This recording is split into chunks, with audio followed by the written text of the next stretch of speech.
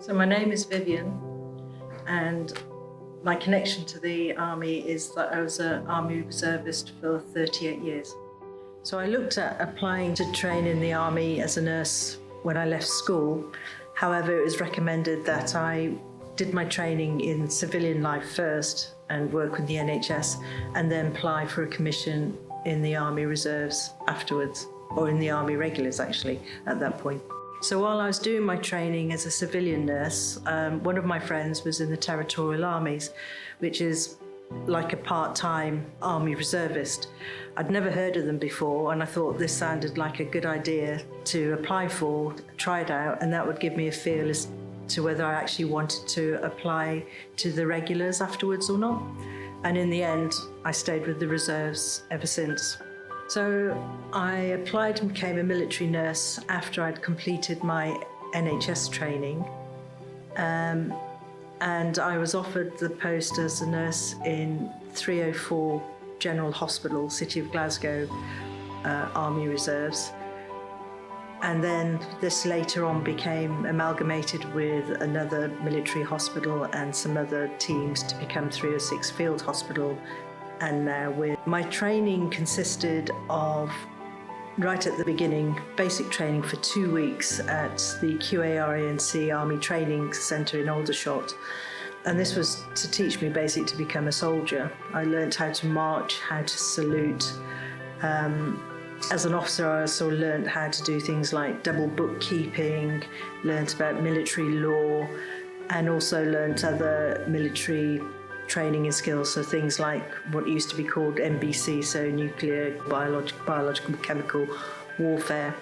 The professional side, the nursing side, the expectation was that I would develop and do my training for that within my NHS job. I think one of the proudest moments, in a sense, was, or if you call it proudest, it was that I was deployed to Iraq and Afghanistan. So I was deployed to do a job that I trained for, serving my country and my Queen.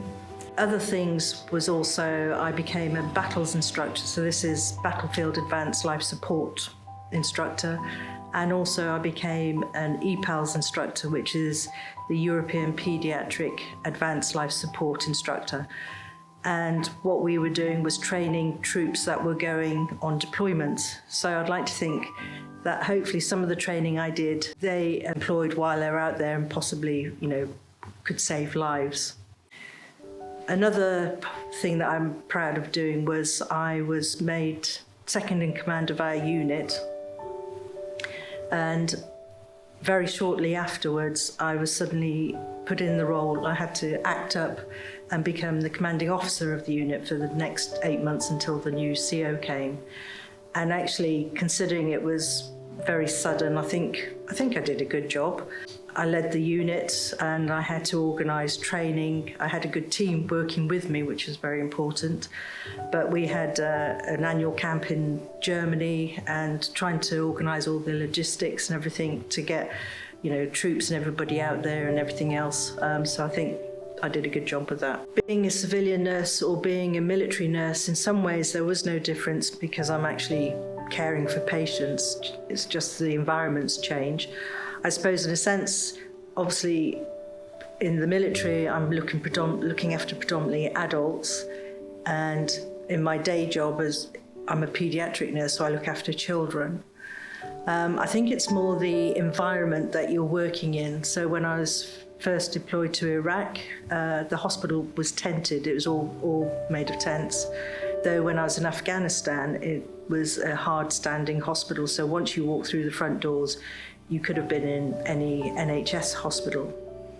But I think as a military nurse, it's practical things like getting the consumables. So you need to be on top of ordering and making sure that you've got the right consumables, because it's not something that you can just get from the factory down the road or somewhere. It's in the cases of Iraq and Afghanistan, they had to be put onto flights and at certain times. And also from the paediatric point of view, it's also being able to get the correct equipment over, the sizes of the equipment and things. I think in the army I haven't I haven't had very many what I would class as serious challenges. I think the only main one I had was when I was called up to be deployed to Iraq.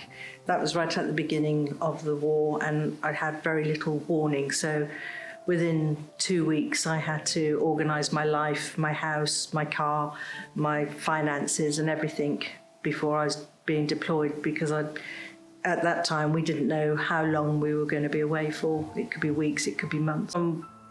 Working in the military, I think you need to be flexible and adaptable.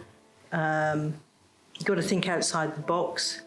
For example, when I was in Iraq, we were in the tents in the hospital, and we were in a bad sandstorm, and then trying to think how to safely give intravenous injections without getting any sand or anything while you're doing it, trying to think of solutions. The advice I'd have for anyone that wants to become a military nurse is to definitely go for it. I've got a lot out of my 38 years with the Army. Some of my very closest friends are from the Army. You share things that you don't share with your civilian friends. So things like running to the trenches when the sirens are going, or doing security duty at 3 o'clock in the morning in the middle of the woods when you're on exercise. Not sort of things you'd actually do with civilian friends. So you get a very strong bond from that point of view. I've also been to a lot of countries, not just Iraq and Afghanistan and Oman, but I've been to Canada, to Poland, to Germany, to Malta, Belgium. And I've done things that I might not have done otherwise. I learned to downhill ski and cross-country ski, sailing, rock climbing, abseiling, kayaking, all those sorts of things I've done with the Army. I think the best thing for me for being a military nurse is friendship and the camaraderie. As I said, many of my closest friends are friends that I've made through the Army. I'm still skiing with friends that I met 38 years ago. Also, I've made new friends through the Army during COVID. We got the QA Association, and my local QA Association I joined. We had Zoom meetings every week, and it could be just chatting one week, it could be presentations. We had parties, we had quiz nights.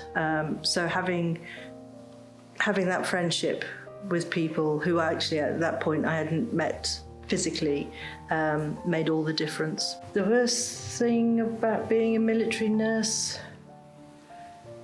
I can't really think of anything that much. We do have an expression in the Army of hurry up and wait, in that you get rushed to go be somewhere, and then you sit around waiting for ages. But otherwise, I can't really think of anything. Florence Nightingale's and Mary Seacole's legacy for military nursing is maintaining the high standards of care and hygiene, respect and dignity to whoever you're looking after, whether it be our troops, other nations' troops. You just maintain the high standards of care for all of them. The life after the military at the moment hasn't been too bad, because I only retired last year. As a nationally recruited Army reservist, we only met about 5 or 6 times a year anyway, and the last time I met up with everyone was last November. So I think it's this year that it's going to hit me when I'm not going away or doing any training with the unit, and then start hearing what they've been up to. Then I think I will notice it more.